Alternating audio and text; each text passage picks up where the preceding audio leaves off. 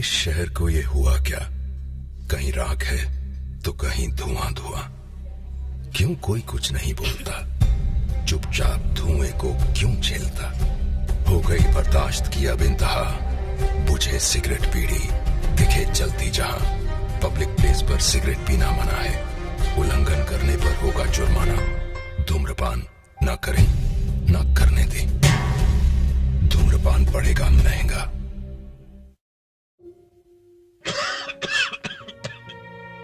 खुशी कौन नहीं चाहता,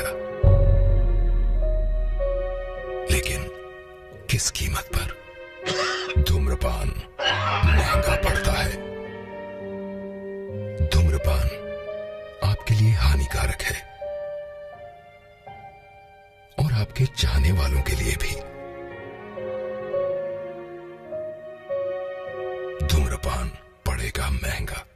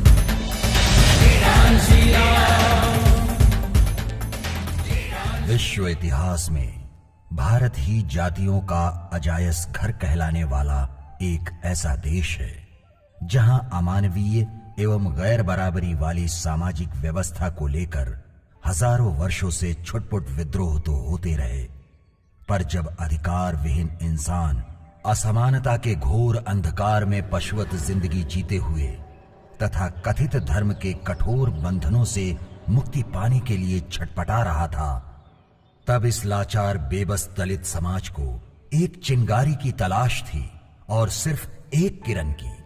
समय ने करवट ली, घोर अंधकार की काली रात व्यतीत हुई और हुआ नया सवेरा। 26 जनवरी सन 1950 को संविधान रूपी सूर्य का उदय हुआ। कौन था वो संविधान का निर्माता जो बना स्वतंत्र भारत का भाग्य विधाता? वो था भारत का कोहिनूर, बाबा साहब डॉक्टर भीमराव अंबेडकर, जिन्होंने संविधान में मानवीय अधिकारों एवं दलितों के लिए कानूनी प्रावधान किए। फिर एक दिन यह ज्ञान का सूरज अधूरे सपनों को छोड़कर भारतीय क्षितिज में 6 दिसंबर 1956 को अस्त हो गया। अब अनाथ दलितों के सामने प्रश्न था, कौन होगा डॉक्टर अंबेडकर का असली वारिस? लगभग 2 दशकों बाद हर गांव और हर शहर में बस सबकी जुबान पर एक ही नाम था, कांशीराम, कांशीराम।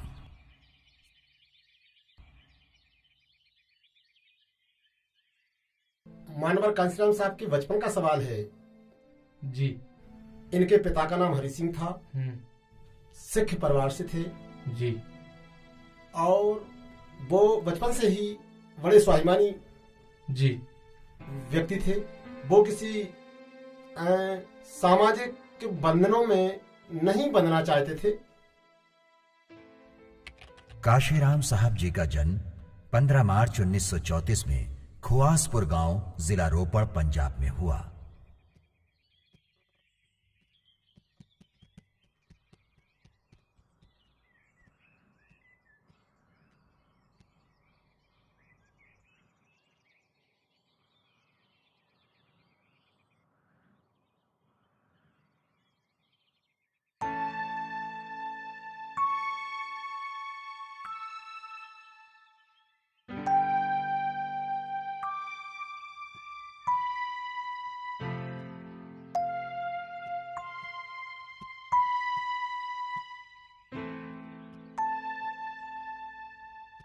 माँ के माँ माँ मुझे जुड्डा कटवाना है।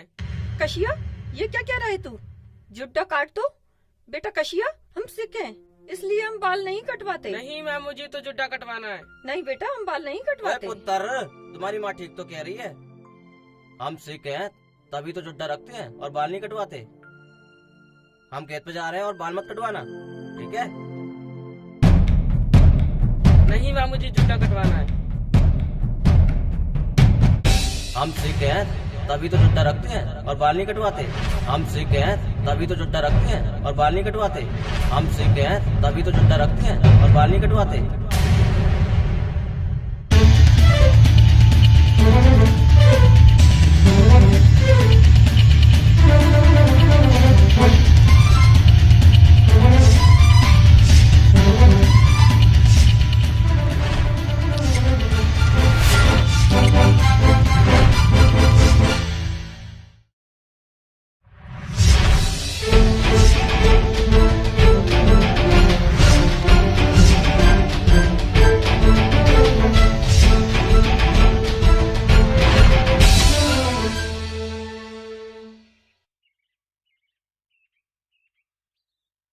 अरे कसिया, तूने ये क्या किया? तूने जुड्डा ही कटवा दिया? माँ, मैं किसी बंधन में बंधना नहीं चाहता। जितना समय मेरे बाल धोने में, जुड्डा करने में लगता है, उस समय को मैं अपनी पढ़ाई और काम करने में लगाऊंगा। अरे ये क्या कह रहा है मुंडा तू?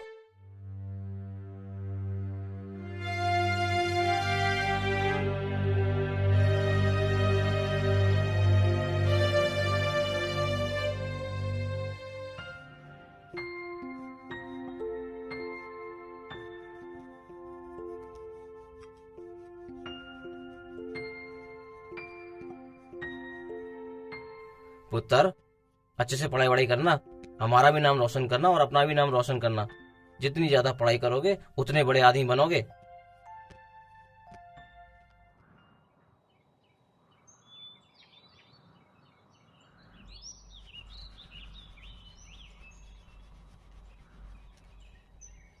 काशीराम साहब पढ़ाई के साथ साथ काम करने एवं कुश्ती लड़ने में बड़े ही माहिर थे।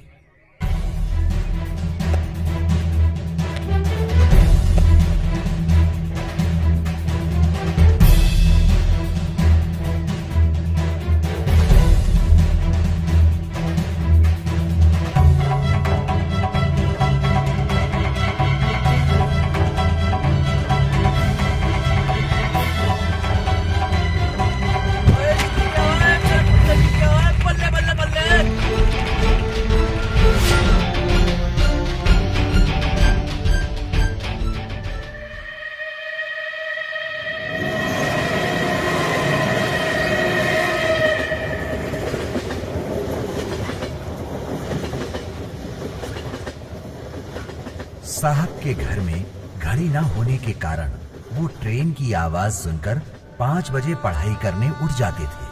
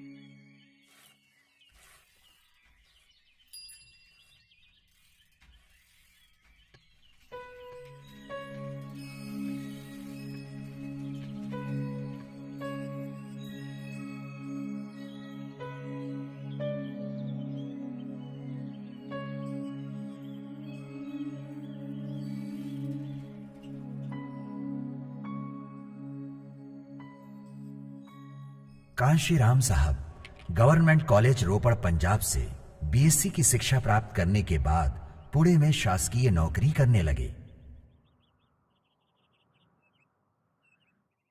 मैं तुम्हारे रोजगार के नारे से तंग आ गया हूँ। साहब मुझे छुट्टी चाहिए, बस अपने महापुरुषों की जयंती पर छुट्टी चाहिए। दीने वाला क्या चाहिए तुम्हें, नौकरी या अम्बेडकर जयंती की छुट्टी? दोनों साहब, नौकरी भी और बाबा साहब अम्बेडकर की जयंती पर छुट्टी भी। ये मेरा संवैधानिक अधिकार है और मैं इसे लेकर ही रहूंगा। देखो दीना माना, तुम राजस्थान के हो, अम्बेडकर तो महाराष्ट्र के महारों के थे और महार आंदोलन से पीछे हट गए।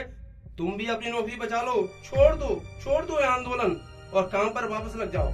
बाबा साहब महाराष्ट्र के महारों के नहीं, समूचे देश के थे और हमारे समाज के हित के लिए उन्होंने आजीवन संघर्ष किया है। मुझे उनकी जयंती पर छुट्टी चाहिए, बस। आजकल ये बहुत नेतागिरी कर रहा है। आने दो बड़े साहब को, इसकी शिकायत करते हैं। हाँ, आज तो शिकायत करनी ही पड़ेगी।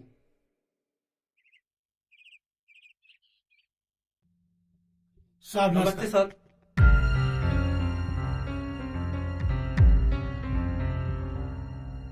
साहब आपने सही डिसीजन लिया है, वो इसी लायक है। अब दीना भाना को बुलाइए। एक मछली सारे तालाब को गंदा करती है। ये सारे कर्मचारियों को भड़का रहा है कि अम्बेडकर जयंती की छुट्टी चाहिए, इसलिए सारे कर्मचारी भड़क रहे हैं। नमस्ते साहब। दीना भाना, तुमने अनुशासनहीनता की है, मैं तुम्हें नौकरी से बर्खास्त करूंगा।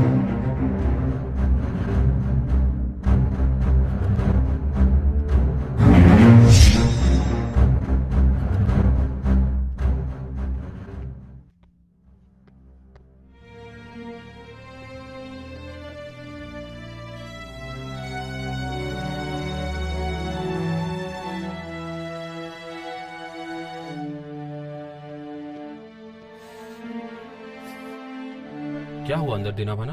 काफी शोर हो रहा था और तुम्हारी आंखों में इतनी आंसू क्यों हैं? मुझे बड़े साहब ने नौकरी से निकाल दिया। नौकरी से निकाल दिया? लेकिन क्यों? क्योंकि मैंने अपने महापुरुषों की जयंती पर छुट्टी मांगी साहब, इसलिए। और इतने बड़े अधिकारी से तुम्हें डर नहीं लगा? अरे डरता क्यों साहब, मैंने कोई चोरी थोड़ी की थी। मैंने तो बस अपने महापुरुषों की जयंती पर छुट्टी मांगी थी। अच्छा आप बताओ साहब, क्या अपने महापुरुषों की जयंती पर छुट्टी लेना हमारा अधिकार नहीं है? दीना भाना, अधिकार मांगे नहीं जाते हैं, छीने जाते हैं। मांगी तो सिर्फ भीख जाती है और तुम होके अधिकार मांग रहे हो। तो फिर इस अन्याय के खिलाफ मैं कोर्ट में जाऊंगा साहब। उसके लिए वकील करना पड़ेगा। इतने पैसे हैं तुम्हारे पास? 10 रुपए महीने का मैं दे सकता हूँ साहब। आओ चलो मेरे साथ।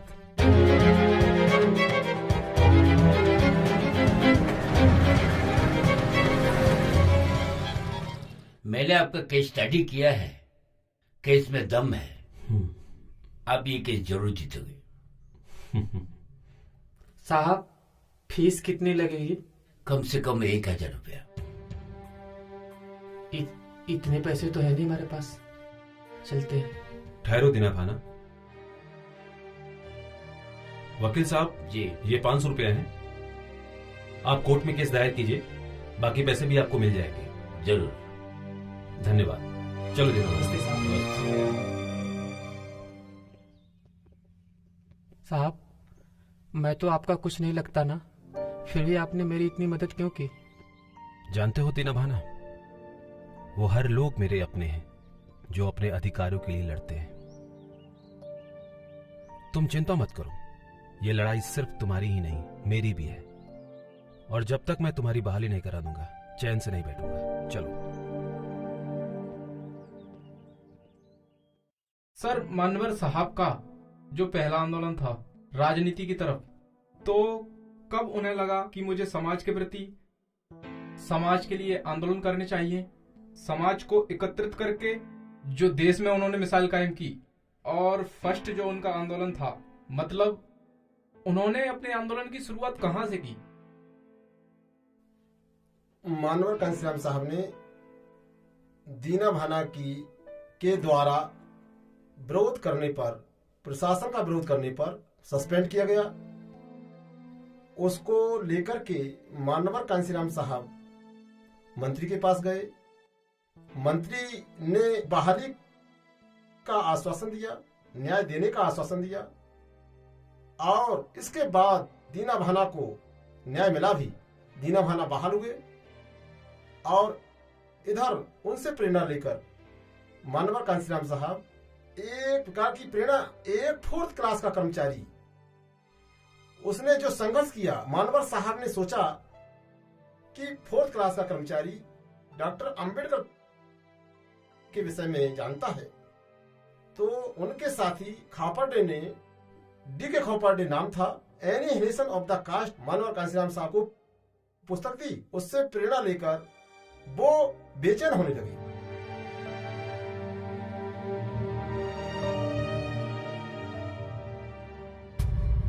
क्या हम इसी तरह आजाद भारत में अपने महापुरुषों को अपमानित करवाते रहेंगे और खुद भी अपमानित होते रहेंगे? आखिर इस अंधेरे से उजाले तक जाने का रास्ता क्या है? और न जाने कितने लोग इसी तरह परेशानियों का सामना कर रहे होंगे। बस बहुत हो गया, अब हम चुप नहीं रहेंगे।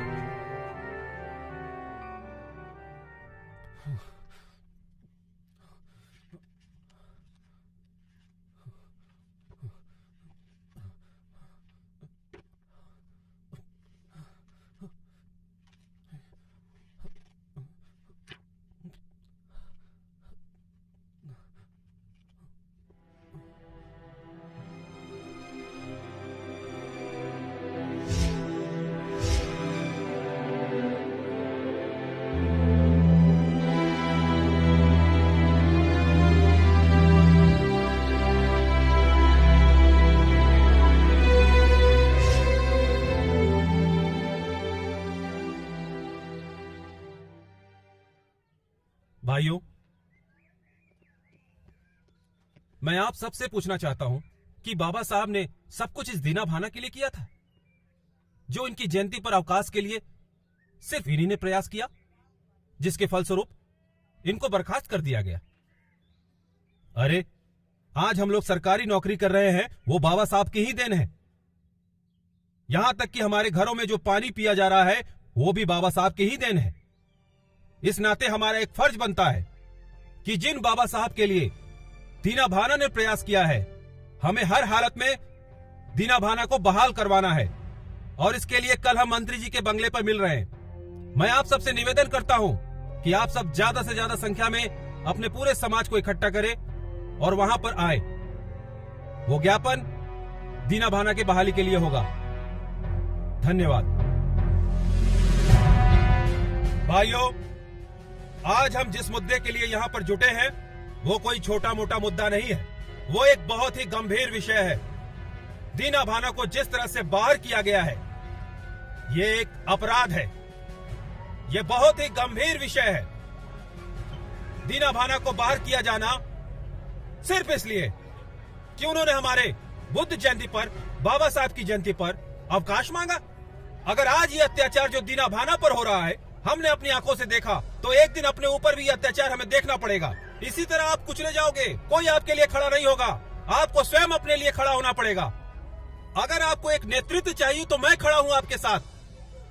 हम मंत्री जी के पास जाएंगे और अपना ज्ञापन देंगे और उनसे बोलेंगे कि हमें अपने सभी महापुरुषों की जयंती पर अवकाश चाहिए और साथ ही साथ दीना भाना की बहाली। छुट्टी दो भाई, छुट्टी दो। महापुरुषों की जयंती पे छुट्टी दो।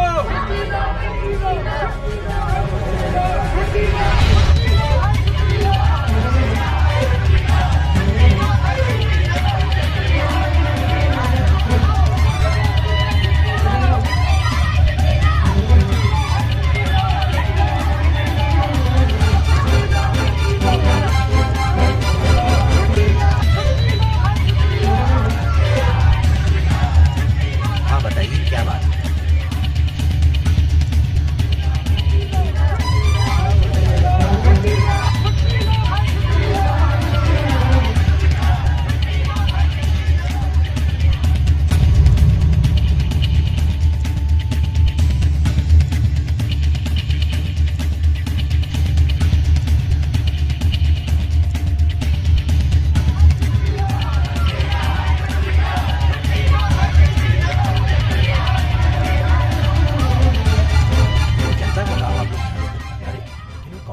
देखो भाई, ये लोग कौन है? नमस्कार मंत्री जी। नमस्कार मंत्री जी, हम लोगों की समस्याएं सुन लीजिए। कैसी समस्याएं हैं आप लोगों की? मंत्री जी, मैं आपसे निवेदन करता हूं कि हमारे महापुरुषों की जयंती पर हमें अवकाश चाहिए। हमारे दीना भाना ने इस अवकाश को मांगा तो उन्हें नौकरी से बर्खास्त कर दिया गया। मंत्री जी, अन्याय है। हमें अवकाश चाहिए और इसके साथ साथ दीना भाना की बहाली चाहिए। मंत्री जी, मैं आपसे निवेदन करता हूं कि आप इन दोनों को दीजिए, आपकी बहुत बहुत कृपा होगी। आप चिंता मत करिए, इस केस की उच्च स्तरीय जांच कराई जाएगी और आपको इंसाफ मिलेगा और जो दोषी अधिकारी होंगे जिन्होंने आपके साथ ये घिनौना कृत्य किया है उनको अवश्य सजा दी जाएगी। आप लोग इस बात से बिल्कुल निश्चिंत रहिए।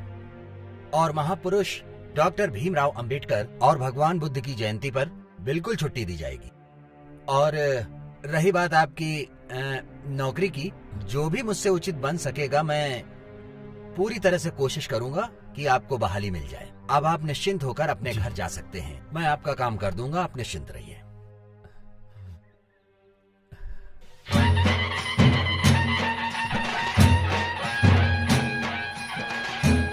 बहुत बहुत धन्यवाद मंत्री जी, बहुत बहुत धन्यवाद।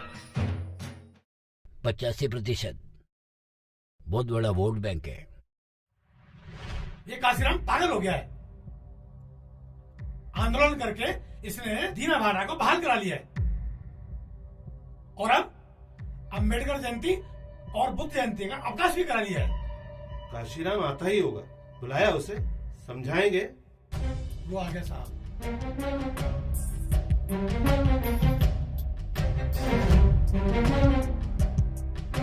ये आपने मुझे बुलाया?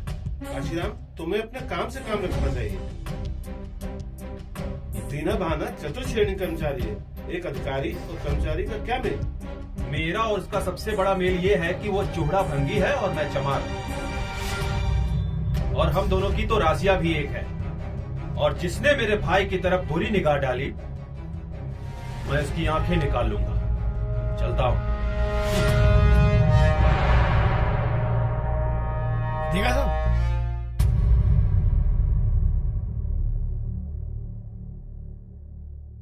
आदरणीय माताजी एवं पिताजी, मैंने अपने सरकारी नौकरी से त्याग पत्र दे दिया है और शादी ना करने का फैसला किया है। और मेरे कुछ अहम प्रतिज्ञाएं हैं जो मैं आपको बताना चाहता हूं। अनुसूचित जातियों एवं जनजातियों, पिछड़ा वर्गों तथा अल्पसंख्यकों कर्मचारियों का जब तक शक्तिशाली संगठन नहीं बनता तब तक इन वर्गों की कोई सुनवाई नहीं हो सकती। और मैं आज इन वर्गों को जोड़ने के लिए अपने आप को समर्पित करता हूं। आज के बाद मैं कभी घर नहीं आऊंगा। मेरा अपना कोई घर नहीं है। देश भर में 85% गरीब, दलित, पिछड़ों का ही मेरा घर है। आज से मैं सभी रिश्ते नातों से मुक्त होता हूं। अपने किसी भी रिश्तेदारों से कोई भी रिश्तेदारी नहीं निभाऊंगा, क्योंकि अब तमाम दलित वर्ग ही मेरा रिश्तेदार है। मैं जीवन भर शादी नहीं करूंगा, क्योंकि शादी के जंजाल में फंसने से अपने लिए, समाज के लिए कुछ नहीं कर पाऊंगा। मैं आज के बाद कोई भी सामाजिक समारोह, जन्मोत्सव, विवाहोत्सव तथा मृत्यु वगैरह में शामिल नहीं होऊंगा। मैं आज के बाद कोई भी पारिवारिक दायित्व नहीं निभाऊंगा, क्योंकि मेरे ऊपर अब पूरे समाज का दायित्व आन पड़ा है। जब तक बाबा साहब का देखा हुआ सपना साकार नहीं होता, तब तक मैं कभी चैन से नहीं बैठूंगा। सभी पिछड़े समाजों को जोड़कर बहुजन समाज बनाना है, यही मेरा अंतिम लक्ष्य है। मैं अपने जीवन को समाज के लिए समर्पित करता हूं। आपका पुत्र कांसीराम।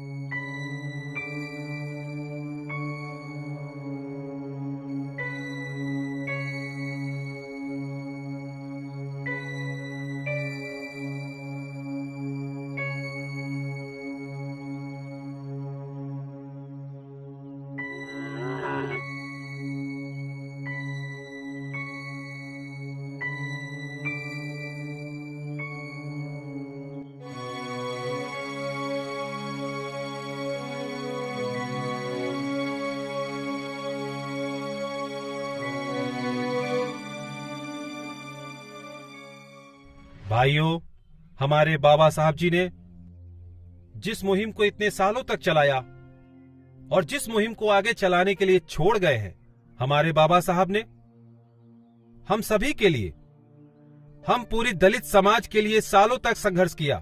मैं आप सभी को बताना चाहता हूं कि कैसे ये मुट्ठी भर समाज, हम पूरे बहुजन समाज को अपने मुट्ठी में लिए हुए हैं। सिर्फ थोड़ी सी पढ़ाई लिखाई करके हम सबको अपने पीछे लगाए हुए हैं और हम लोग भी शोषित होते जा रहे हैं। हमारा इस देश में 85% है और ये सिर्फ 15%। मैं आप सभी लोगों को इस कलम के द्वारा बताना चाहता हूं कि ये ढक्कन वो 15% लोग हैं और बाकी 85% हमारा बहुजन समाज। अगर इस ढक्कन को इस कलम से निकाल भी लिया तो इस कलम को कोई फर्क नहीं पड़ेगा। ये वैसा ही काम करेगी जैसा करती आई है, लेकिन ये 15% बेकार है। इसे हम फेंक भी सकते हैं, पर हम इसे फेंकेंगे नहीं। हम ये नहीं करते जो ये करते आए, हम इसको अपने साथ ही जोड़कर रखेंगे, इसके पीछे लगाकर। क्योंकि हमें यह बताना है कि हमारी शांति का मतलब यह नहीं कि हमें हमेशा दबाया जा सकता है। जिस दिन यह बहुजन समाज खड़ा हो गया, इन 15% लोगों को हम इस देश से बाहर फेंक सकते हैं, लेकिन हमने हमेशा भाईचारा चाहा है और हमेशा उसी पे अडिग रहेंगे। लेकिन कभी ये इन लोगों को मौका नहीं देंगे कि ये हमारा हक भी छीन ले। हमें अपना हक अब खुद उनसे छीनना पड़ेगा। भाइयों, आप इस कांसीराम का सहयोग करो। मैं आपसे वादा करता हूं कि वही हक वापस दिलाऊंगा जिसके लिए हमारे बाबा साहब जीवन भर संघर्ष करते रहे। कांसीराम साहब, तुम संघर्ष करो। हम तुम्हारे साथ हैं। कांसीराम साहब, तुम संघर्ष करो। हम तुम्हारे साथ हैं। कांसीराम साहब, तुम संघर्ष करो। हम तुम्हारे साथ हैं। कांसीराम साहब, तुम संघर्ष करो। हम तुम्हारे साथ हैं। कांसीराम साहब, तुम संघर्ष करो। हम तुम्हारे साथ हैं। कांसीराम साहब, तुम संघर्ष करो। हम तुम्हारे साथ हैं।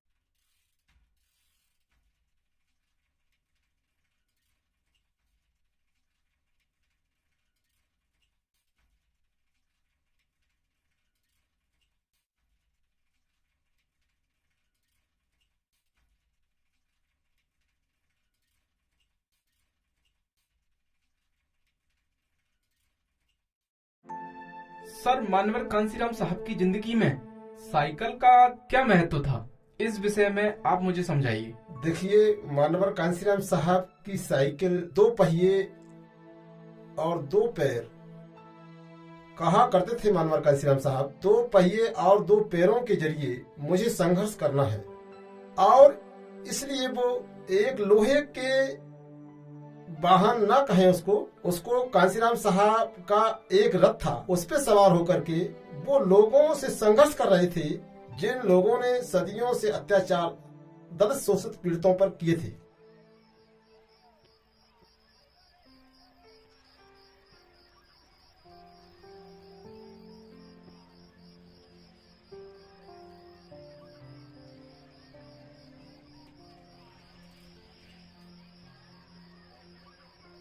और भाई, क्या हाल है? हाँ जी साहब, ठीक है। भाई, हम दोनों के लिए 2 स्पेशल चाय भेजना। आप उधर बैठिए साहब, भेजता हूँ। आओ मनोहर, बैठो।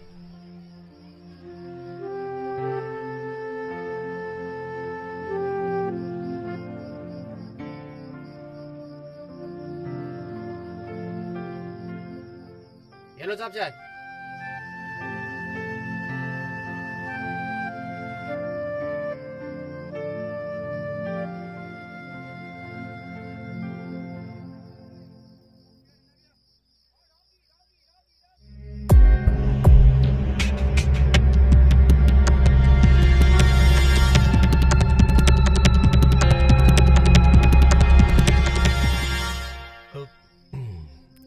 मजा आ गया। सही में बढ़िया चाय थी।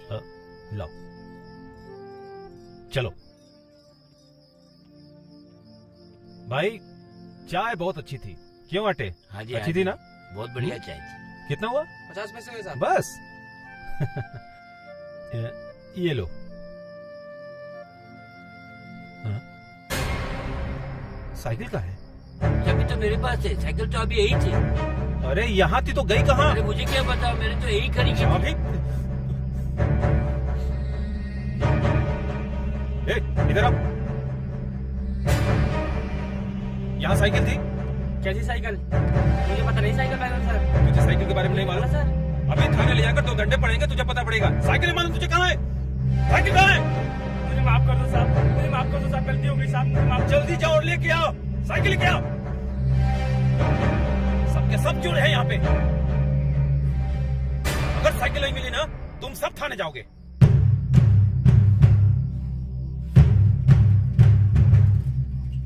साहब माफ कर दो साहब, पुलिस में मैं ले आया। तुझे शर्म नहीं आई साइकिल चुराते हुए? माफ कर दो साहब, माफ कर दो, दोबारा गलती नहीं होगी साहब, माफ कर दो साहब। चल भाग यहाँ से। मनोहर साइकिल।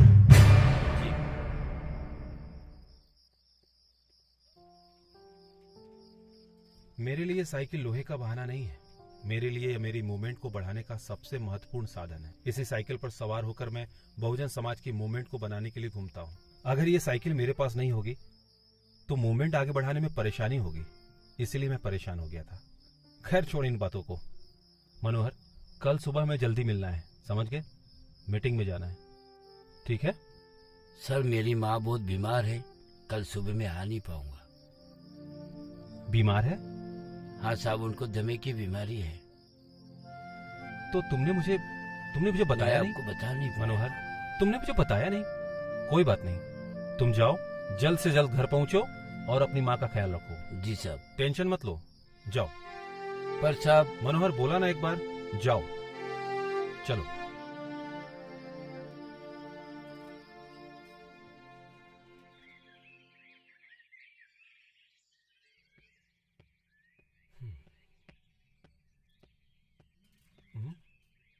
अरे हवा निकल गई।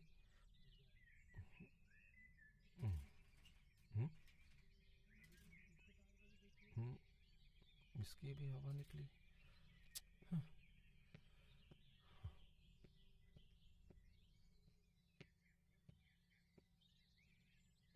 मनोहर आटे, मनोहर आटे। हाँ? तुम्हारे पास कुछ पैसे हैं क्या? पैसे नहीं, मेरे पास तो नहीं है। क्यों? अरे मेरी साइकिल पंक्चर हो गई है, उसे ठीक कराना है, 5 पैसे तो लगेंगे ही ना। लेकिन मेरे पास तो 5 पैसा नहीं है। देख यार, इधर उधर पड़े होंगे। देखता हूँ।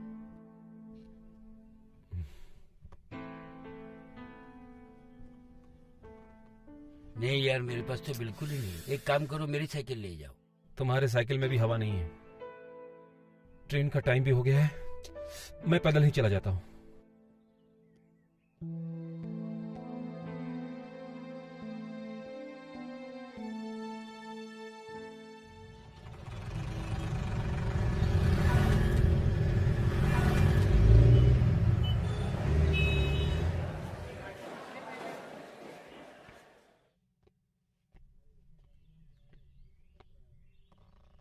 कांशीराम, तुम्हारे घर से पत्र आया है।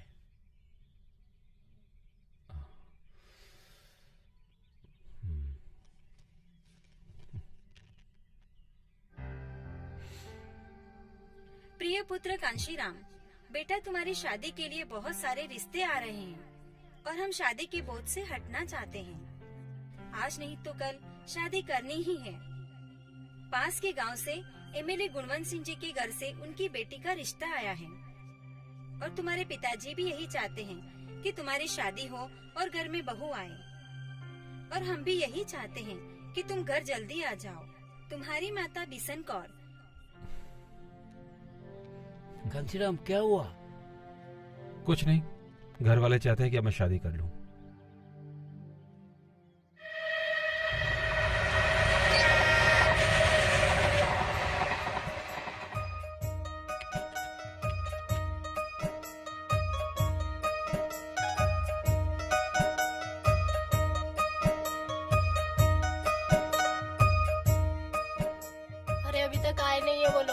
आ जाएंगे, टाइम क्या हुआ है अभी, इंतजार कीजिए, थोड़ा समय लगता है। लो आ गए। सत श्री अकाल जी, सत श्री अकाल। नमस्कार। नमस्कार जी, आइए बैठिए। आप उत्तर आगे आ जा। बैठिए, आप भी बैठिए।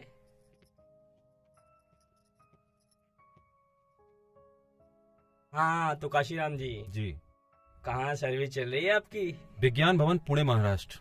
अच्छे, तारीफ है। नेताजी बड़ी मेहनत करके इस मुकाम पर पहुंचा है काशीराम,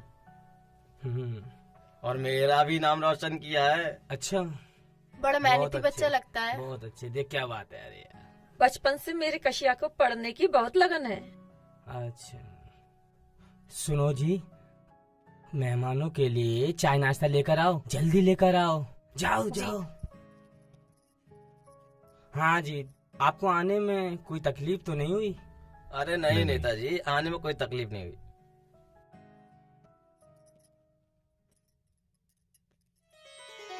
आओ रखो।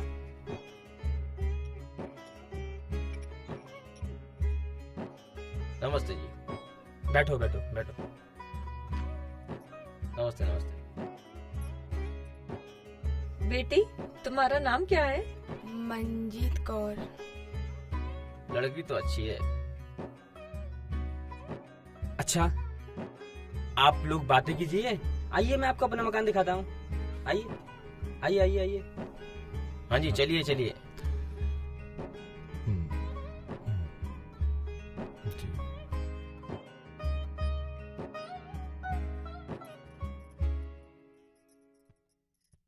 आप पुणे में नौकरी करते हैं? जी, और आप?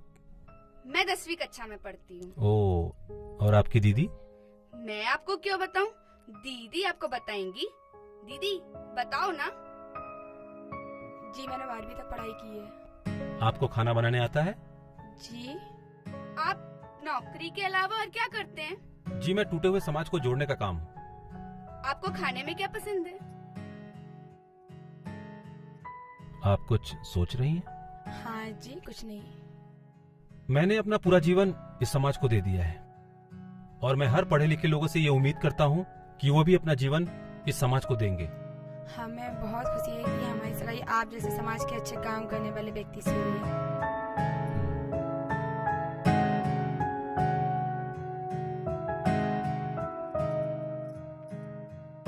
आइए आइए, बैठिए। लड़का कैसा लगा? बढ़िया है। लड़की पसंद है? जी। तुम्हें कैसा लगा? मुझे तो पसंद। और तुम्हारी दीदी को? उनको भी जीजा जी। हाय, क्या बात है। हाँ जी, तो ये रिश्ता पक्का समझा जाए?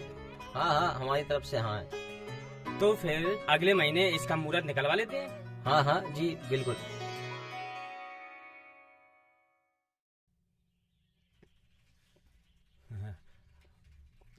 जय भीम साहब। जय भीम। कैसे हैं आप लोग? सर्दी ज्यादा पड़ रही है, आप बाबूजी कोट खरीद लीजिए अपने लिए। हाँ, बात तो आप सही कह रहे हो, सर्दी बढ़ गई है, कोट लेना पड़ेगा। जय भीम। जय भीम। जय भीम।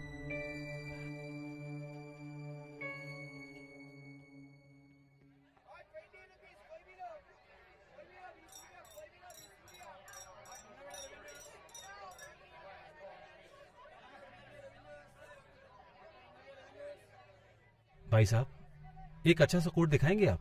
जी साहब,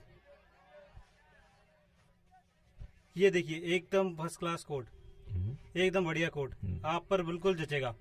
देखिए। गुड, बहुत अच्छा है, कोट तो बहुत अच्छा है। भाई साहब, कितने का होगा? मात्र 45 रुपए का पड़ेगा साहब। 45 रुपया?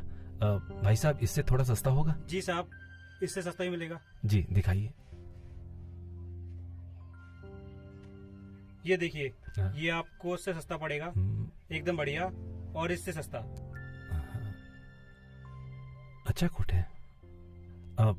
भाई साहब, ये कितने का होगा? साहब, ये आपको पड़ेगा 30 रुपए का मात्र। 30 रुपया? भाई साहब, थोड़ा और सस्ता दिखाओ ना। मिलेगा साहब।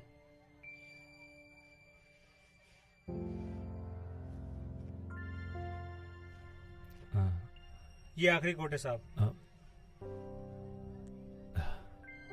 ये भी अच्छा है। भाई साहब ये कितने का होगा? साहब ये आपको पड़ेगा मात्र 25 रुपए का। 25 रुपये? भाई साहब इतने पैसे नहीं है मेरे पास, थोड़ा और सस्ता मिल जाता तो। साहब ये साहब हमारी दुकान का सबसे सस्ता कोट है। अब इससे सस्ता कोट तो हमारे पास नहीं है। इससे सस्ता कोट अगर आपको चाहिए तो पीछे मरघट खाना बना है, आप वहां जाइए और वहां से खरीद लिए कोई सस्ता कोट। अरे वाह भाई साहब, आपने तो एकदम पते की बात कही। वहां तो वाकई में सस्ता मिल जाएगा। बहुत बहुत धन्यवाद भाई साहब, बहुत बहुत धन्यवाद, बहुत बहुत धन्यवाद। अजीब आदमी है यार। तो उन्होंने कहा कि भाई इससे सस्ता 30-40 रुपए से सस्ता अगर लेना है तो ये तो शमशान घाट पर ही मिलेगा। इसलिए तो उन्होंने फिर बड़े सहज भाव से शमशान घाट की तरफ चल दिए। और शमशान घाट पर ये कितने त्याग की बात है कि शमशान घाट पर 5 रुपए का उन्होंने कोट खरीद कर पहना। ये बात नहीं है कि उनके पास पैसे नहीं थे, वो इस पैसे का सदुपयोग समाज हित में चाहते थे। इसलिए वो 5 रुपए का कोट खरीद करके सर्दी से बचना चाहते थे।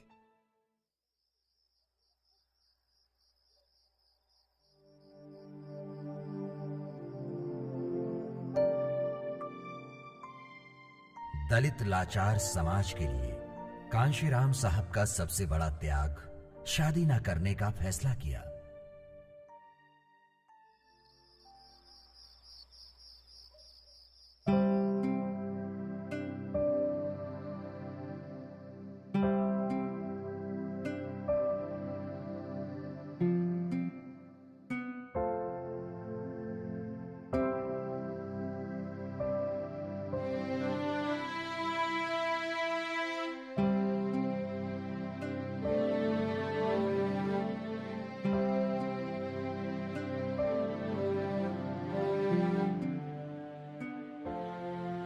क्या हुआ दीदी, आप इतनी परेशान क्यों लग रहे हो?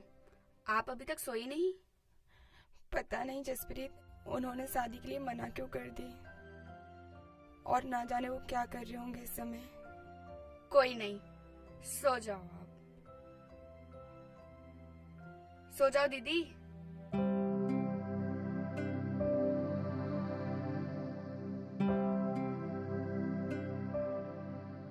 हे रब्बा, उनका ख्याल रखना और वो अपने मिशन में कामयाब हो।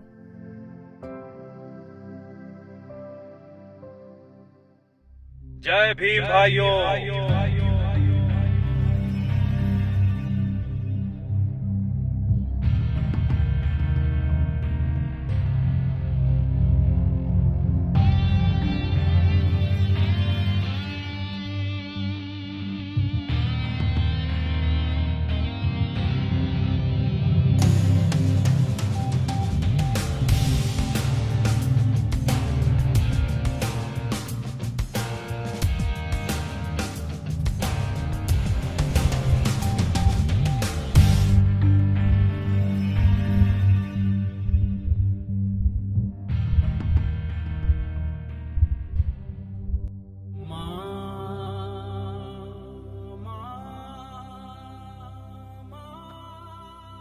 अरे माँ।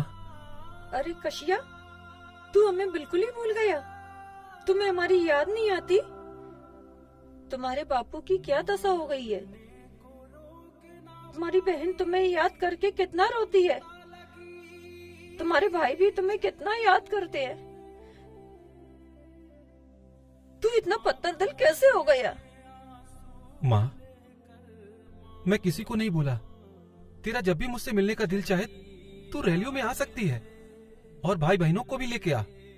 वो भी तो जाने आखिर उनका भाई किस मुहिम पे है, अपने समाज के लिए क्या कर रहा है। मैं तो चाहूंगा वो लोग हमारा साथ दे माँ। पर माँ, मेरी माँ, मैं बिल्कुल भी पत्थर दिल नहीं हुआ। मुझे आप सबकी याद आती है। अब यही समाज मेरा घर है, तेरे बेटे ने इनके लिए अपने आप को न्यौछावर कर दिया है। अपने बेटे को समझ मां, इस कुर्बानी के लिए तू उसे कमजोर ना बना। मेरी मां, रब तेने सलामत रखे बेटा। आशीर्वाद दे मां।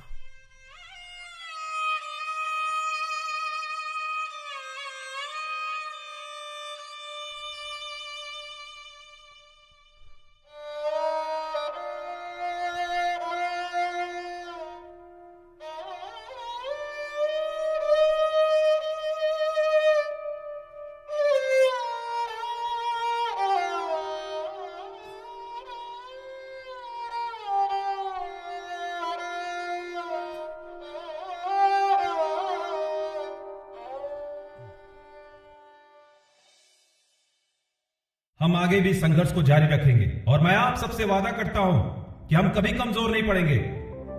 मुश्किलें आएंगी, हमें कमजोर करेंगे लोग, हम नहीं होंगे, अपना वादा निभाएंगे।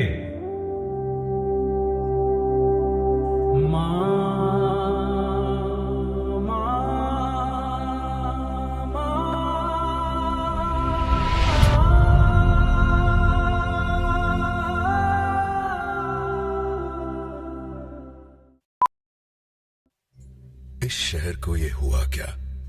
कहीं राख है तो कहीं धुआं धुआं। क्यों कोई कुछ नहीं बोलता? चुपचाप धुएं को क्यों झेलता? हो गई बर्दाश्त की अब इंतहा। बुझे सिगरेट बीड़ी दिखे जलती जहां। पब्लिक प्लेस पर सिगरेट पीना मना है, उल्लंघन करने पर होगा जुर्माना। धूम्रपान ना करें ना करने दें, धूम्रपान पड़ेगा महंगा।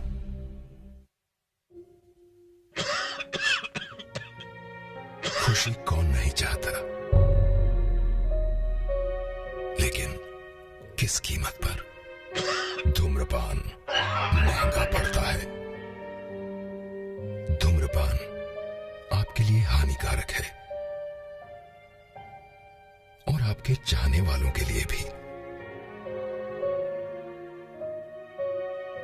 धूम्रपान पड़ेगा महंगा।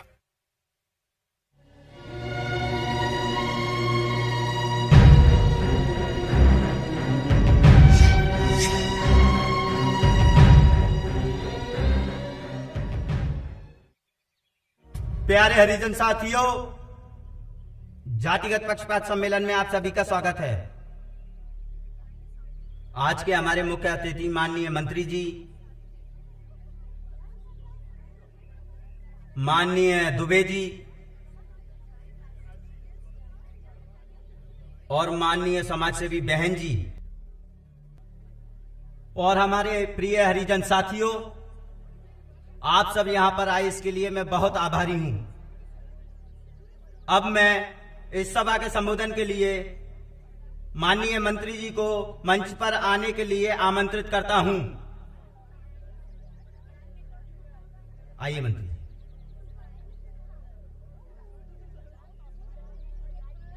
नमस्कार। आज राजधानी में मैंने इस सभा का आयोजन जातिगत पक्षपात के खिलाफ रखा है। मुझे गरीबों का दर्द देखा नहीं जाता।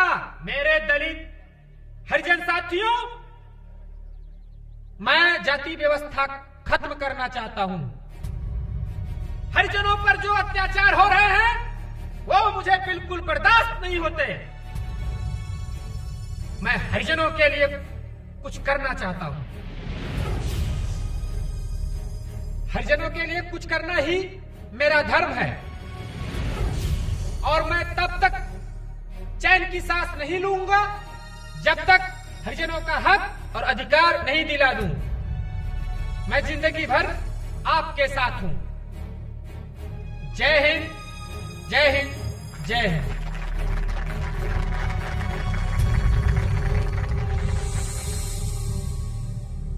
भाइयों, अगली कड़ी में मैं माननीय समाज सेवी बहन जी को माइक पर आमंत्रित करता हूं। नमस्कार साथियों। मेरे जहन में कुछ सवाल हैं, अंदर ही अंदर कुछ जलता है, हर मंजर क्यों है यूं बिखरा हुआ, मेरा देश क्यों ना अब बदलता है।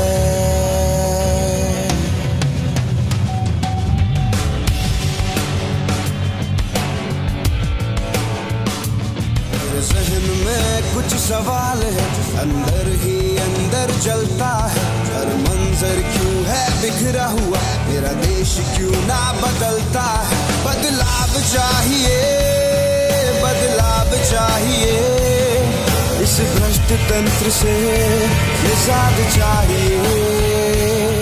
भारत के शहजादे हमें जवाब चाहिए। साहब, आज जातिगत पक्षपात के खिलाफ एक सम्मेलन था। उस सम्मेलन में राज नारायण जो स्वास्थ्य मंत्री हैं, उन्होंने दलित समाज, एससी समाज को हरिजन शब्द का प्रयोग करते हुए कहा कि हरिजन समाज के लिए हम ये करेंगे वो करेंगे। इतने में एक लड़की जो टीचर है, उसका नाम हाँ मायावती है साहब, और सब लोगों के सामने कहा कि मंत्री जी अगर हम लोग हरिजन हैं तो तुम लोग शैतान की औलाद हो। ऐसे लीडर सिपाहियों की हमें भी जरूरत है। मैं मायावती से मिलना चाहूंगा।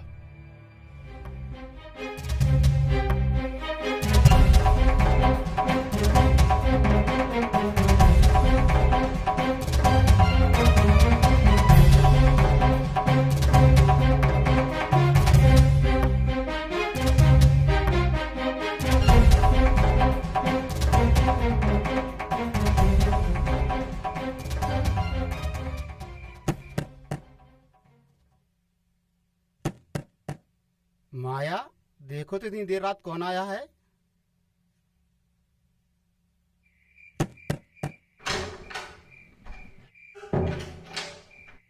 साहब आप, नमस्ते। जय भीम। आइए।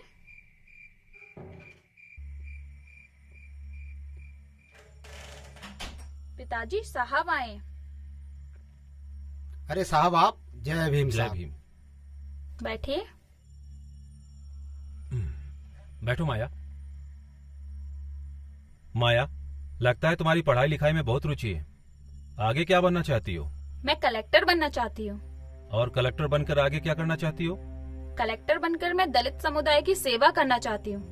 माया, मुझे नहीं लगता कि तुम कलेक्टर बनकर दलित समुदाय की उतनी सेवा कर सकती हो जितना कि तुम सोच रही हो। साहब, आपको ऐसा क्यों लगता है? माया, आज हमारे देश के अधिकांश कलेक्टर और ऑफिसर सिर्फ राजनेताओं की ही सेवा कर रहे हैं।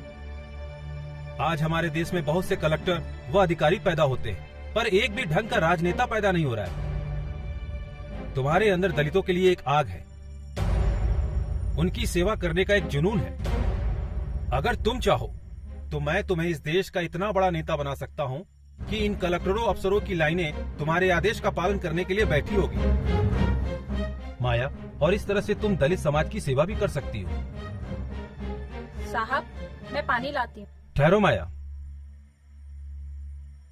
वक्त काफी हो रहा है और रात भी काफी हो गई है। मुझे अब चलना चाहिए। जय भीम।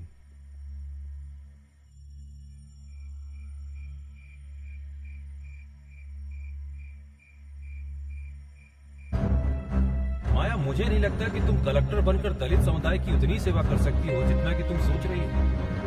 माया, आज हमारे देश के अधिकांश कलेक्टर और ऑफिसर सिर्फ राजनेताओं की ही सेवा कर रहे हैं। आज हमारे देश में बहुत से कलेक्टर व अधिकारी पैदा होते हैं, पर एक भी ढंग का राजनेता पैदा नहीं हो रहा है। तुम्हारे अंदर दलितों के लिए एक आग है, उनकी सेवा करने का एक जुनून है। अगर तुम चाहो तो मैं तुम्हें इस देश का इतना बड़ा नेता बना सकता हूँ कि इन कलेक्टरों अफसरों की लाइनें तुम्हारे आदेश का पालन करने के लिए बैठी हो गई।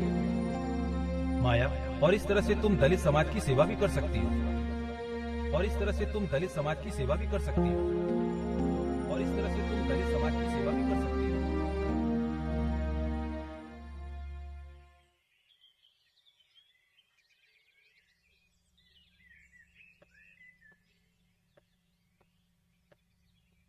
माया, क्या सोचा तुमने काशीराम साहब की बातों पर? पिताजी, साहब की एक बात तो बिल्कुल सही थी। जिस समाज में राजनीतिक दल और नेताओं को निशाने साधने की आदत हो, वहाँ एक सरकारी अफसर का योगदान तो सीमित होकर रह जाता है। पिताजी, मैं जा रही हूँ, मुझे स्कूल के लिए देर हो रही है।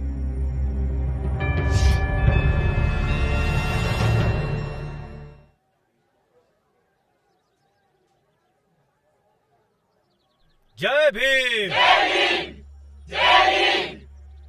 आज देश भर में अनुसूचित जाति जनजाति के लगभग 70 लाख शिक्षित कर्मचारी अगर एक झंडे के नीचे आ जाएं, तो हम एक देशव्यापी गैर राजनीतिक संगठन बना सकते हैं, जिसके माध्यम से हम बाबा साहब का सपना पूरा कर सकते हैं।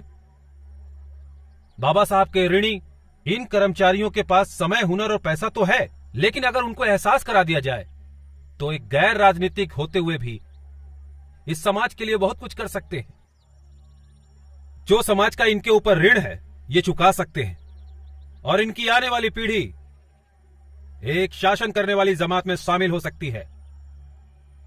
तो मैं पूर्ण विश्वास और भरोसे के साथ कहता हूं मेरे भाइयों कि आगे आने वाली कुछ वर्षों में इस सत्ता की मास्टर चाबी हमारे हाथों में होगी।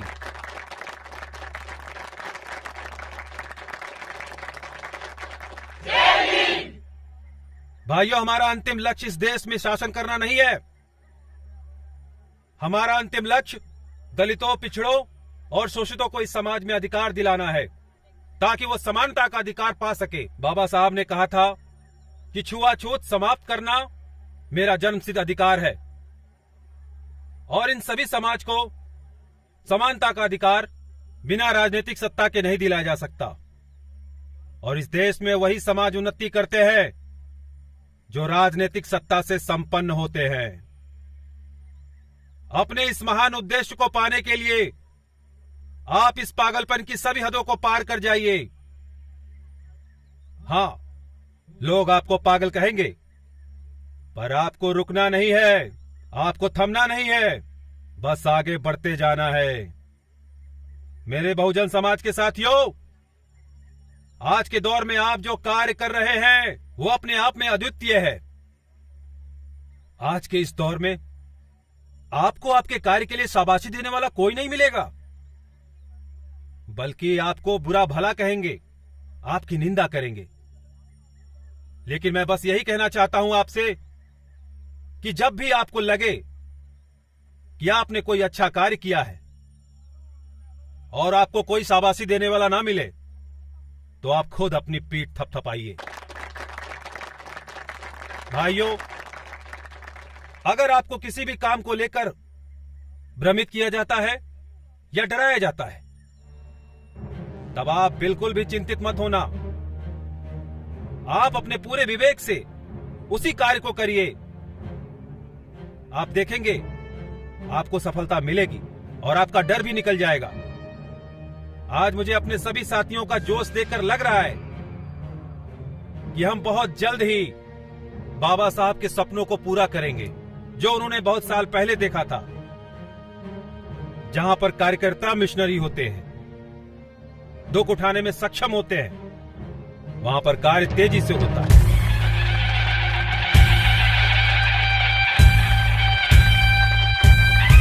काशीराम जी संघर्ष करो, हम तुम्हारे साथ हैं। काशीराम जी संघर्ष करो, हम तुम्हारे साथ हैं। काशीराम जी संघर्ष करो, हम तुम्हारे साथ हैं।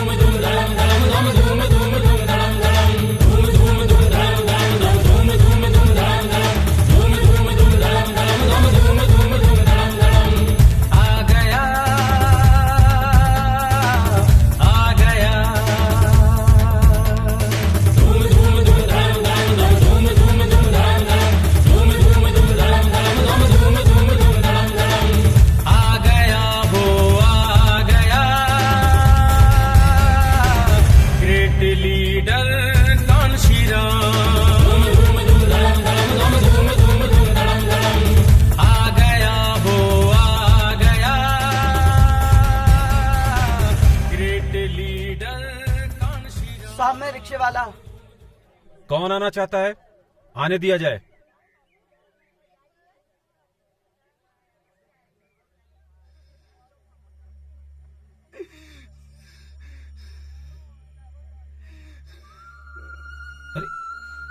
क्या कर रहे हो? कौन हो भाई? अरे क्या समस्या है, बोलिए। साहब मैं यहीं पास में रहता हूँ और यहाँ रिक्शा चलाकर अपना गुजारा कर रहा हूँ साहब। मेरे साथ कुछ और साथ वाले हैं।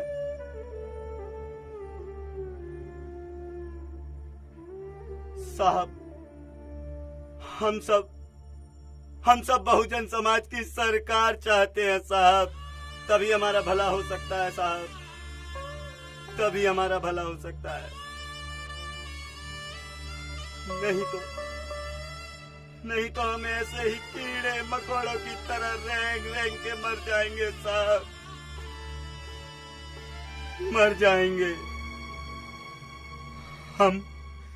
हमने कड़ी मेहनत से सभी साथी ये धन एकत्रित करके लाए हैं साहब जी, इन्हें स्वीकार करो, इन्हें स्वीकार करो साहब, इन्हें स्वीकार कर लो साहब। हाँ, बिल्कुल सही है, ये सही बोल रहे हैं साहब, इसकी बातों पे ध्यान दीजिए साहब। एक ऐसी सरकार बनना जरूरी है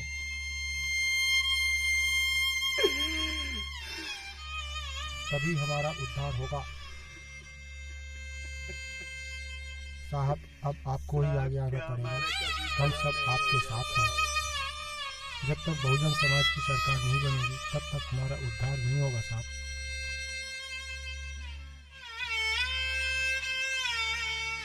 हम सब बहुत परेशान हैं।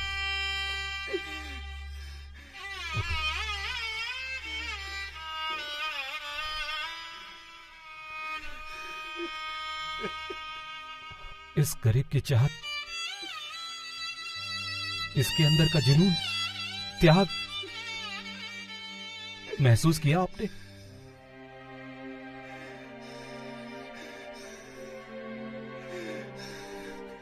हमारा वर्ग किस हद तक शोषित हुआ है, ये वो आग है जो आज ज्वालामुखी बनकर धधक रही है, सदियों से दबी।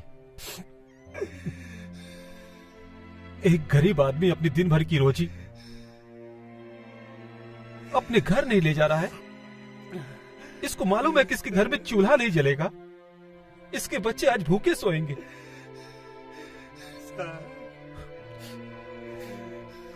अपने समाज को देख रहा है, अपने समाज के लाखों बच्चों को देख रहा है, देख रहा है कितने और भूखे सोते हैं। इतना बड़ा त्याग, इतना बड़ा बलिदान तो भगवान भी नहीं छोड़ सकता। चाचा आप देख रहे हो ना, आप देख रहे हो ना, ये क्रांति आई है, युग बदल रहा है, हमें खड़ा होना आ गया है, हमें लड़ना आ गया है। मुझे तुम पे गर्व है। ग्रेट लीडर कांशी राम,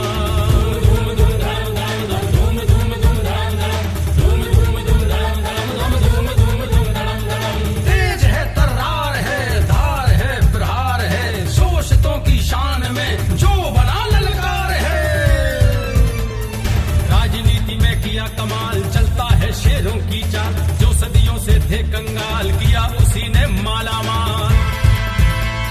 ढोंगी सरकारों को वो सबक सिखाता है, राजनीति की दुनिया में तूफान लाता है। अरे ऐसा लीडर है जो सोती कौम जगाता है, अरे एक नोट और एक वोट का पाठ पढ़ाता है। जो जख्मों पे मरहम लगाए, अधिकार सबको दिलवाए, जो जख्मों पे मरहम लगाए, अधिकार सबको दिलवाए। सच बोला हो कर निकल, वो कहलाया, वो कहलाया।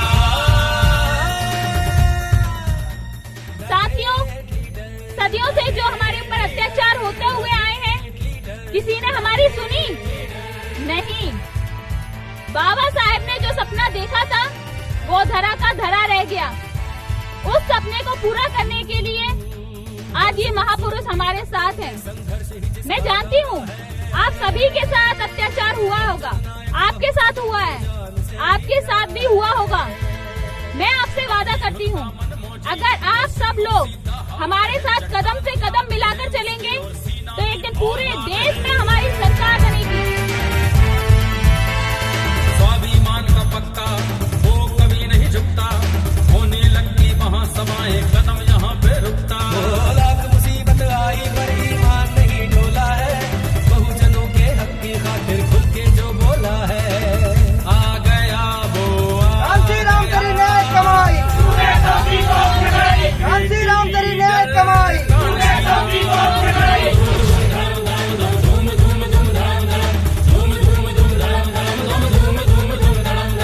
छोड़ नौकरी वैज्ञानिक की राजनीति में आया, भीम कारवा भीम का जिसने आगे खूब बढ़ाया। दो पहिया दो पैर का नाना गांव गांव में गाया, मजलूमों ने समझा जिसको अम्बेडकर का साया। लड़ी लड़ाई निर्धनों की जिसने पूरे मन से, करी रैलियां घूम घूम के छोटे संसाधन से। वो है ग्रेट लीडर, वो है ग्रेट लीडर, वो है ग्रेट लीडर, वो है ग्रेट लीडर, वो है ग्रेट लीडर।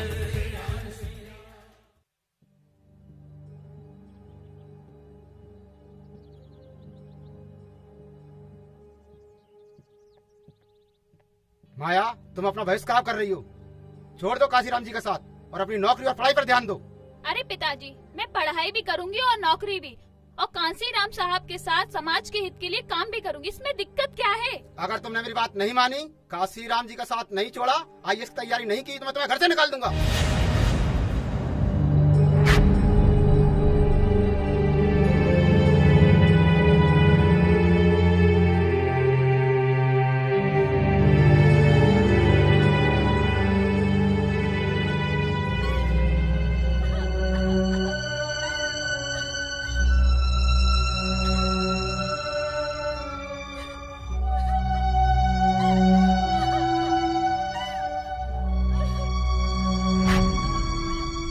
तुम्हारे अंदर दलितों के लिए एक आग है, उनकी सेवा करने का एक जुनून है।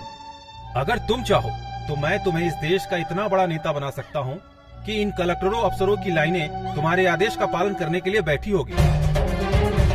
तुम्हारे अंदर दलितों के लिए एक आग है, उनकी सेवा करने का एक जुनून है। अगर तुम चाहो तो मैं तुम्हें इस देश का इतना बड़ा नेता बना सकता हूँ कि इन कलेक्टरों अफसरों की लाइनें तुम्हारे आदेश का पालन करने के लिए बैठी होगी। तुम्हारे अंदर दलितों के लिए एक आग है, सेवा करने का एक जुनून है।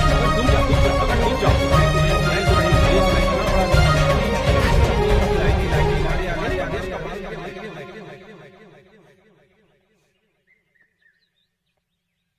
पिताजी, मुझे माफ कर देना। मैं दलित समुदाय के लिए काम करना चाहती हूँ।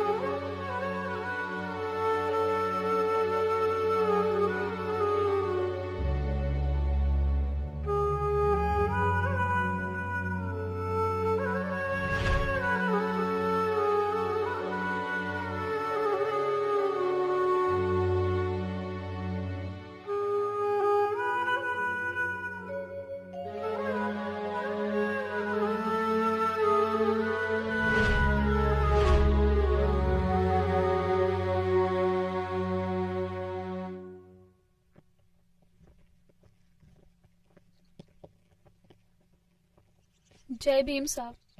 जय भीम मेरे मिशन के साथियों। बैठो बैठो बैठो।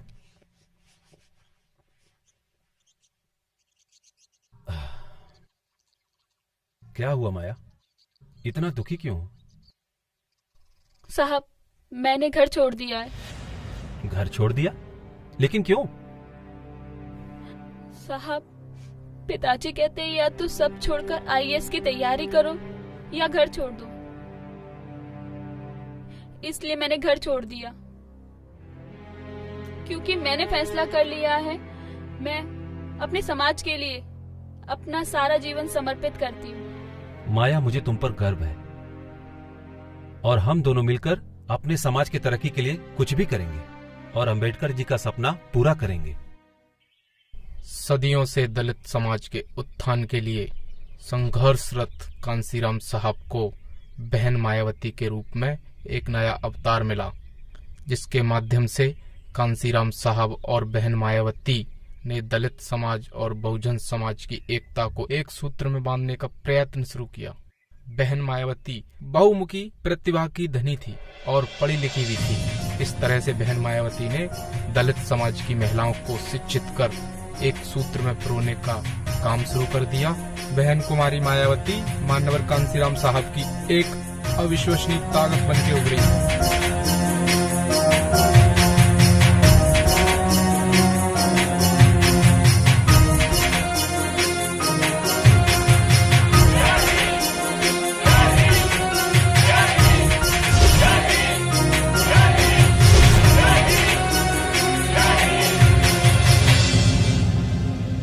शहर आगरा में आज से बहुत साल पहले 18 मार्च 1956 में बाबा साहब ने कहा था कि मेरे चारों तरफ ऐसे लोगों की भीड़ जमा है जो सिर्फ अपना ही पेट भरने में लगे हुए हैं। मैं ये सोचकर बहुत चिंतित हूं कि जिन लोगों ने हमारे समाज में हमारे बीच जन्म लिया, आज वो हमारे समाज के उत्थान के लिए कुछ भी नहीं कर रहे हैं। वो तो सिर्फ अपनी परेशानियों को दूर करने में लगे हुए हैं।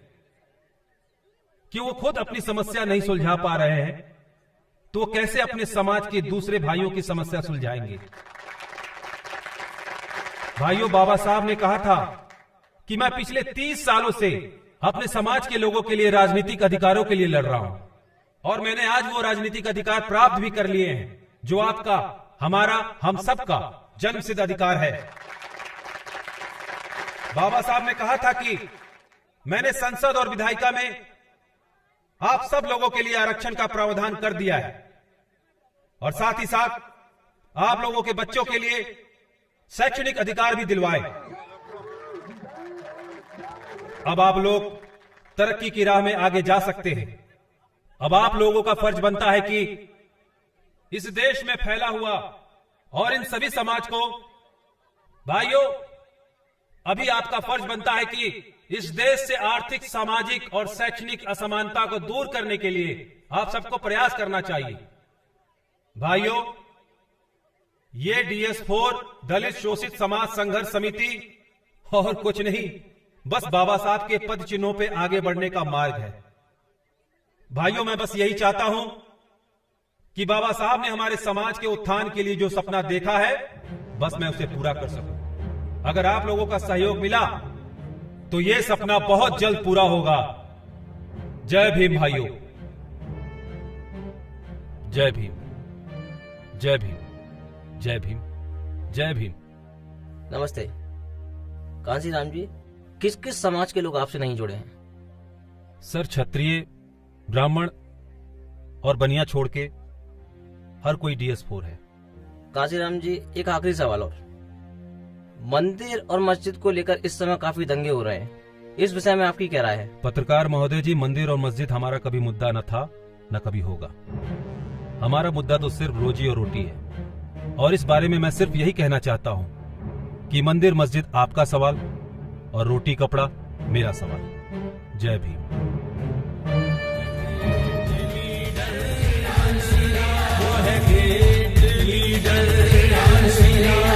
सूरज जैसा लगा चमकने भारत माँ का लाल, ऊंच नीच और जात पात का जिसने तोड़ा जाल। बचपन का साहस देखो, नहीं रहा किसी बंधन में, करना है कुछ देश की खातिर ठान लिया था मन में। तोड़ दिए सब रिश्ते नाते, छोड़ी अपनी मिट्टी, जीवन भर ना घर आऊंगा, लिख दी माँ को चिट्ठी। वो है ग्रेट लीडर, वो है ग्रेट लीडर, वो है ग्रेट लीडर, वो है ग्रेट लीडर। आ गया वो आ गया, ग्रेट लीडर कांशीराम। धूम धूम धाम धाम धाम, धूम धूम धूम धाम धाम, धूम धूम धूम धाम धाम धाम, धूम धूम धूम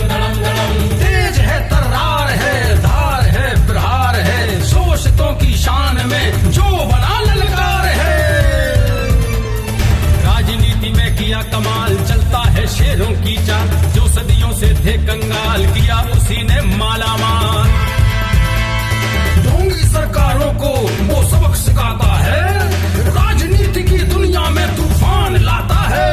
अरे ऐसा लीडर है जो सोती कौम जगाता है, अरे एक नोट और एक वोट का पाठ पढ़ाता है। जो जख्मों पे मरहम लगाए अधिकार सबको दिलवाए, जो जख्मों पे मरहम लगाए अधिकार सबको दिलवाए। सच बोला होकर निडर, वो कहलाया the great leader, the great leader, the great leader.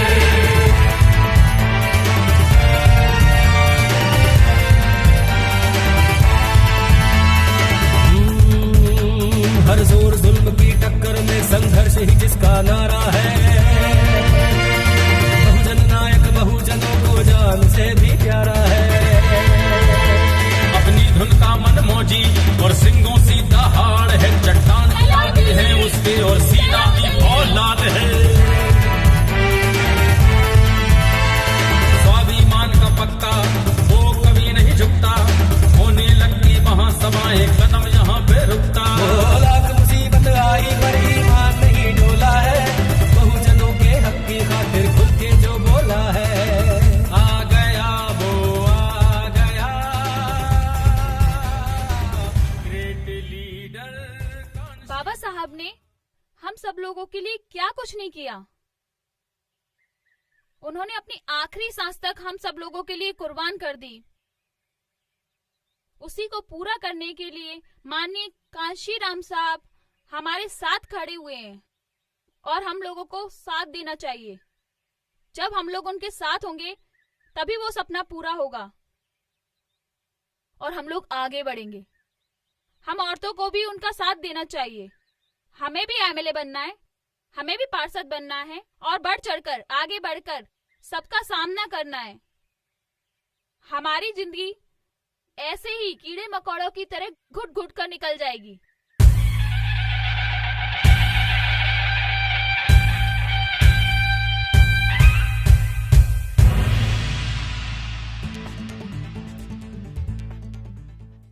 क्या भीमा, सुना है कोई रैली निकल रही है इधर?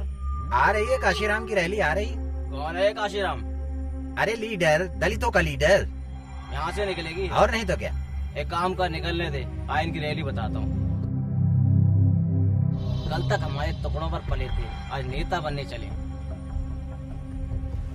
यही है क्या? हाँ यही है, 10-12 लोग। अच्छा, सामने वाला लीडर है? वही है। हमने क्या किया? क्या देख रहा है बे? चल आगे बढ़। बड़ी नेता नगरी चढ़ी है, रुक अभी निकालता हूँ।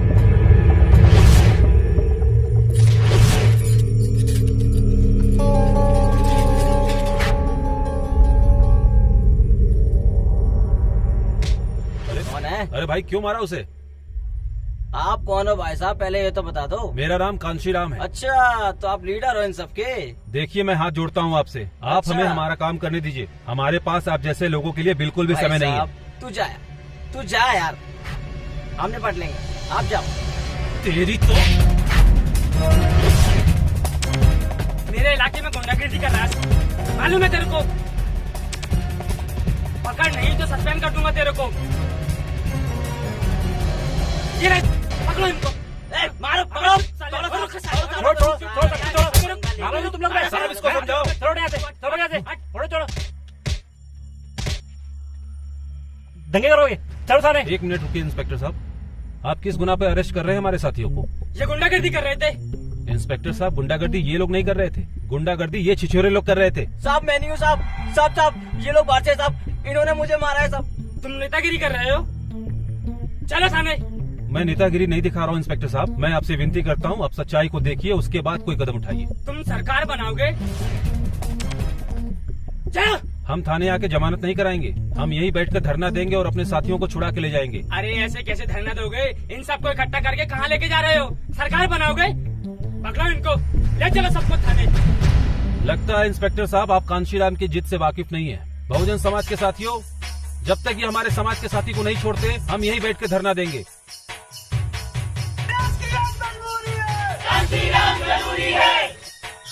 छोड़ दो ना, थाने चलो। इनका संगठन मजबूत दिख रहा है। चलो चलिए, चलिए सर।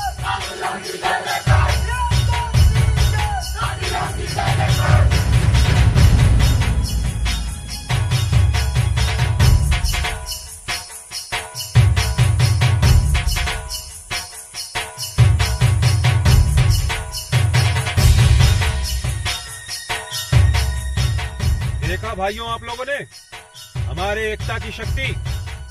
इसी तरह आगे बढ़ते रहेंगे, कहीं नहीं रुकेंगे। कांसीराम तेरी नेक कमाई,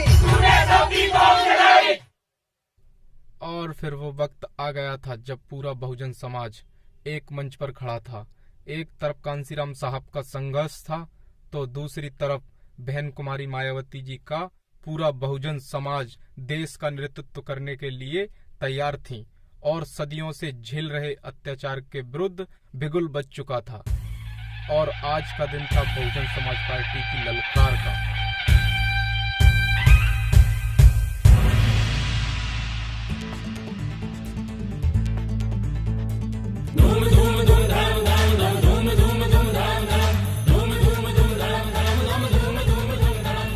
बाबा साहब के जन्म दिवस पर आज बहुजन समाज पार्टी के स्थापना पर उपस्थित सभी साथियों को जय भीम। सबसे पहले बहुजन समाज पार्टी के राष्ट्रीय अध्यक्ष मैं माननीय कांसीराम साहब से निवेदन करता हूं कि वो आए और महापुरुषों की छाया चित्र पर माला अर्पण करें।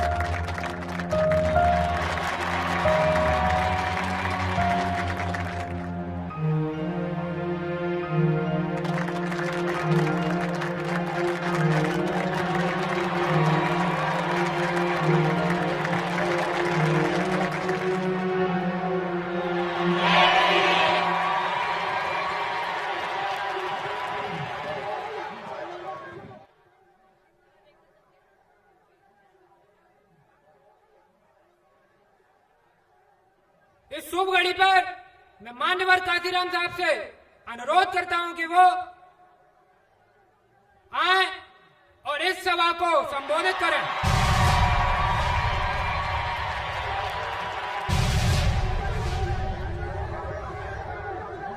जय भीम भाइयों।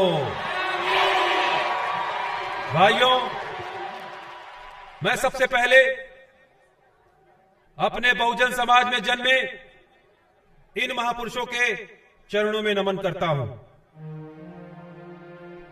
भाइयों, आज आजादी के 37 वर्षों बाद भी हम लोग जानवरों की तरह जी रहे हैं, मगर अब इंसान बनने का वक्त आ गया है। सामाजिक परिवर्तन हमारा प्रमुख उद्देश्य है, हमारा अंतिम उद्देश्य है पूरे भारतवर्ष में राज्य करना। और भाइयों, मांगने वाला नहीं, देने वाला बहुजन समाज बनाएंगे।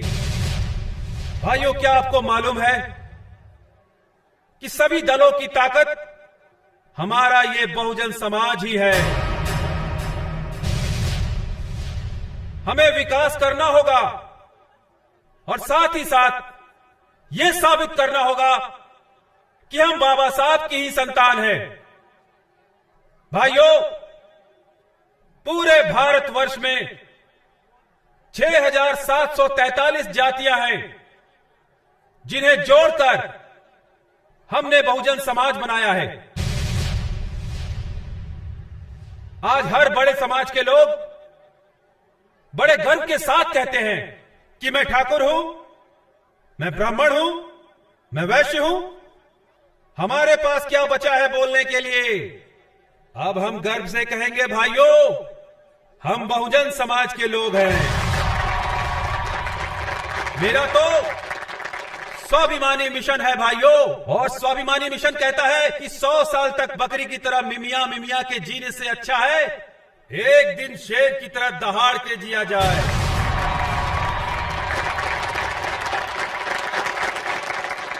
भाइयों, अब मैं आपको बाबा साहब के 8 विशेषताओं के बारे में बताता हूं, जिनमें पहली विशेषता थी धर्म। बाबा साहब ने कहा था कि सभी मनुष्य एक ही मिट्टी से बने हैं, उन्हें हक है कि उन्हें समानता का अधिकार मिले। हमें 2 शत्रुओं से लड़ाई करनी है, जिनमें से एक है मनुवाद और दूसरा पूंजीवाद। दूसरी विशेषता है विद्या एवं परिश्रम का महत्व। अधिकारों के लिए संघर्ष करना, वो आत्मसम्मान के लिए जीना ही श्रेष्ठ जीवन है। और तीसरी विशेषता है जातिवाद। जातिवाद को समाप्त करके ही स्वराज को सुरक्षित किया जा सकता है। देश की सभी समस्याओं की जड़ ही है ये जातिवाद। चौथी विशेषता के अंतर्गत बाबा साहब ने कहा था कि मैंने जिस समाज में जन्म लिया है, अगर मैं उसी समाज की समस्या हल नहीं कर पाया तो मैं स्वयं को गोली मार लूंगा। सामाजिक प्रगति राजनीति प्रगति पर ही निर्भर करती है। जब तक हमारे आंदोलन में महिलाएं हिस्सा नहीं लेती, तब तक हम मानव अधिकार प्राप्त करने में सफल नहीं हो सकते।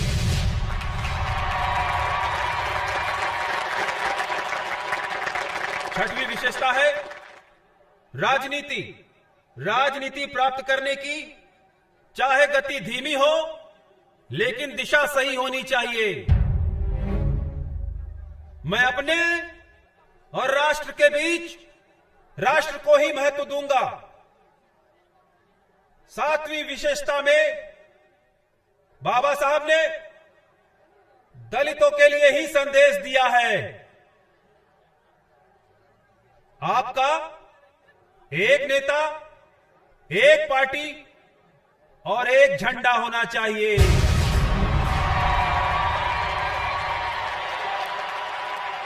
मैं अपने सारे दलित युवाओं से कहना चाहता हूं कि वो शिक्षा और बुद्धि में किसी से कम नहीं है। साथियों, इतिहास को भूल जाने वाले कभी इतिहास नहीं बना सकते। आखिर कब तक चलेगा ये चमचा योग? अब आने वाले समय में हमें इस चमचा युग को समाप्त करना है। भाइयों, जरा उन्हें भी तो एहसास करा दिया जाए कि बलि बकरे की दी जाती है, शेर की नहीं। तो भाइयों, अब दहाड़ने का समय आ गया है। दहाड़ो, जितनी जोर से दहाड़ सकते हो दहाड़ो। जय भीम।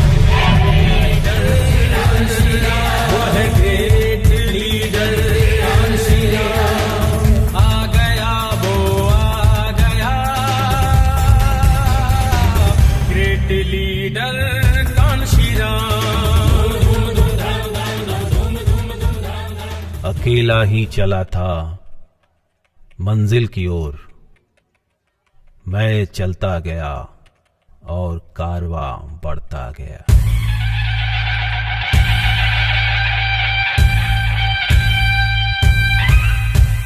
धूम धूम धूम धाम धाम धाम, धूम धूम धूम धाम धाम, धूम धूम धूम धाम धाम धाम, धूम धूम धूम धाम धाम। आ गया आ गया आ गया वो आ गया, ग्रेट लीडर का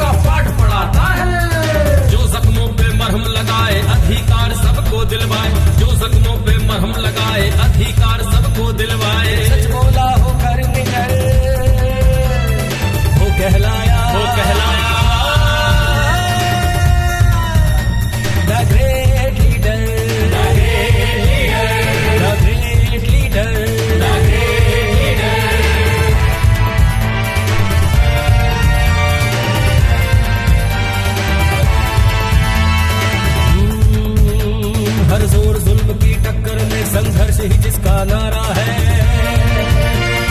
बहुजन नायक बहुजनों को जान से भी प्यारा है।